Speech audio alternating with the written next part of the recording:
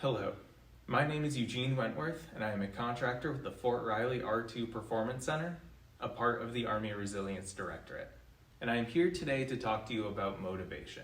And motivation is the direction and intensity of one's efforts.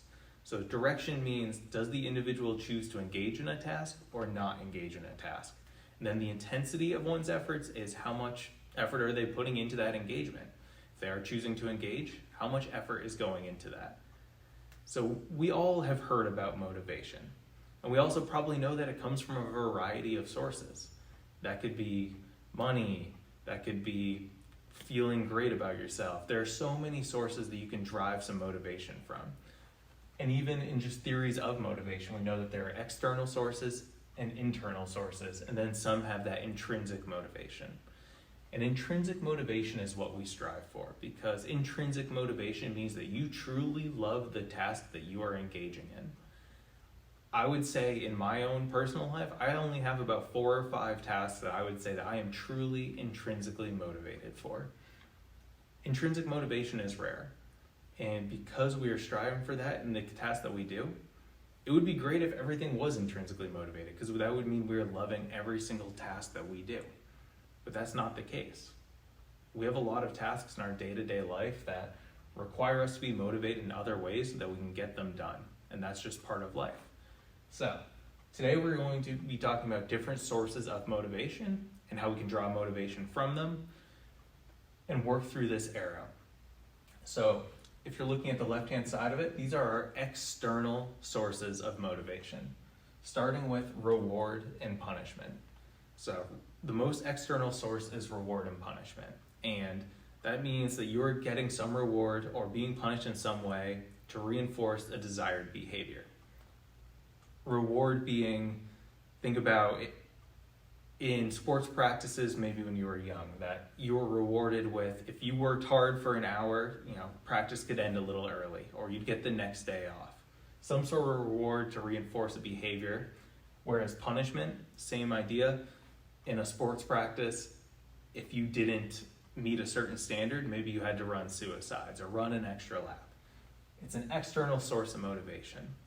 Another way to think about the reward is, think about on January 1st and you're going to the gym, it's packed all of a sudden because gyms offer that first week free of the year because they're trying to reward a desired behavior and get people in that door. But by January 10th, no one's there anymore. This just shows that this very external source of motivation is great for starting a behavior, but it's not long-lasting motivation. External sources of motivation initiate behaviors, but it's not long-lasting. So we need to find ways to make behaviors more internally motivated, or the tasks that we're engaging in more internally motivated. If we're moving along the arrow, another external source of motivation is shame and guilt. And this means that you're engaging in a task because you want to avoid that feeling of shame or guilt. You want to avoid that emotion that overcomes you based off the task at hand. I think about optional workouts. If you know others around you are engaging in them, you don't want to be the one person that's not. So you're solely doing it to avoid that shameful feeling or that guilty feeling. Again, it's another external source of motivation. It's great at initiating behavior, but it's not long-lasting. Moving through the continuum, we then get to valuing the behavior. And this is starting to turn into more internal sources of motivation. And internal means that it's coming from within yourself, whereas external was something else outside of your own body was motivating you. Now these are coming from within. So valuing the behavior. You are engaging in the task at hand because you see the value in doing it. For me, I like to go for runs. I run about 5 times a week, not the longest distances, but I do it because I see the value in going for runs. I feel physically better. It lowers stress, it lowers anxiety, and really that well-being I feel from going for runs. I don't necessarily love going for runs, but I do see the value in doing it. So that's why I engage in going for runs. Finally, we move to the most internal source of motivation that we have, which is self-identifying with the task that you are doing. So you identify with the behaviors that you are engaging in. So this stems from our values, and you see the value in doing it. So here we see the value in engaging in the task, Whereas in self-identifying, engaging in the task aligns with the values that you hold each and every day. So for self-identification, it's the most internal source because it's always going to be within yourself.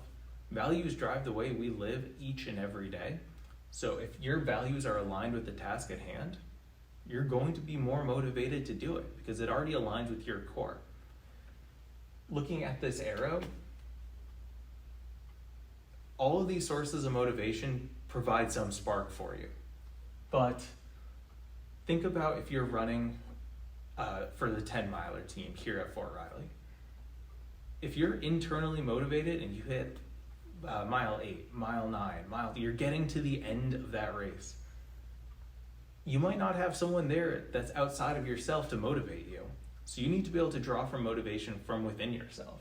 So if you can be internally motivated and find a way to align your values towards the task, then you can draw upon that motivation to finish the race. Whereas if you are more externally motivated, that person's not always going to be there. They can initiate the behavior, but if you want to persist and have that longer lasting motivation that closely mimics intrinsic motivation, you need to find ways to be internally motivated for the task at hand. It's important to understand that not everyone is motivated the same way for the same tasks. Just because one individual is very internally motivated, another may be externally motivated. So finding ways to get that other individual to see the value in what is going on, or find ways that they can identify with the task at hand, will allow them to persist when their motivation is starting to lack. So it's important to understand that not everyone is motivated the same way. With that in mind, if anyone in the Fort Riley community needs help working with motivation, the Fort Riley R2 Performance Center can help with our performance curriculum. We do have backgrounds in sports psychology and performance psychology, as well as any other help with physical fitness and any of the skills we've talked about so far in this series. Reach out to the R2 Performance Center here at Fort Riley at Building 7285. Thank you and have a great day.